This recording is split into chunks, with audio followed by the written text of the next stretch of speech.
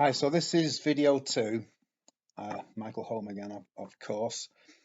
I mentioned in the last video that I worked for a software house and had a fairly bad time, and part of my coping mechanism was to go fishing at night, and I read the Lim Dam poem. I was getting pretty poorly in that job. I lasted it for 18 months. And I was basically getting psychotic.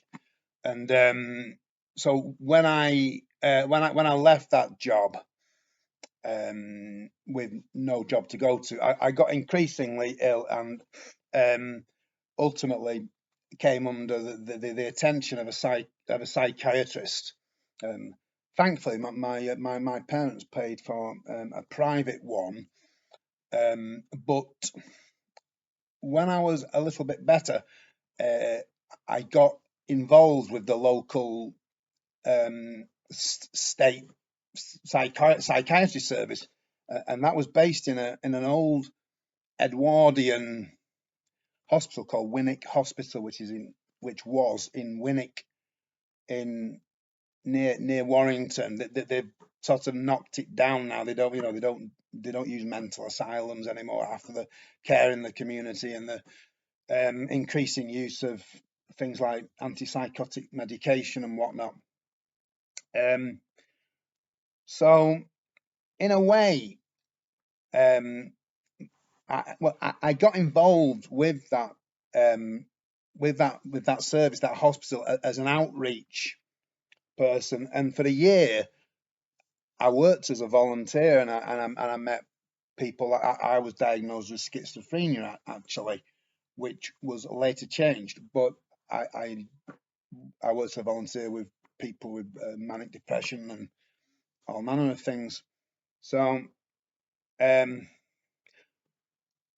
this next poem is called Gap Year, and it's about the time I spent at Winwick Hospital before moving on, and that will be in the next video. The point of this, really, particularly this video, is it's a message of hope and recovery, because recovery is possible. It can take a long time, but there is hope, and this was the beginning of my recovery. Gap year. Since volunteering to man the urn, I'm less concerned about being on the dole. No proper role to start the day. Life in the hospital seems easygoing. Keep taking the tablets, sit around, smoke cigarettes, do a quiz. Strange thing is that people don't seem to mind after years in these confines, sectioned in whitewashed halls and wards. Long corridors bursting with emptiness, handrails a reminder of plodding movement. Tranquilized silence fills the air now. Stan's still here. John Wayne's biggest fan. 3 shots, kill you, stone dead. Said with word salad either side. Profound but for his laugh and smile.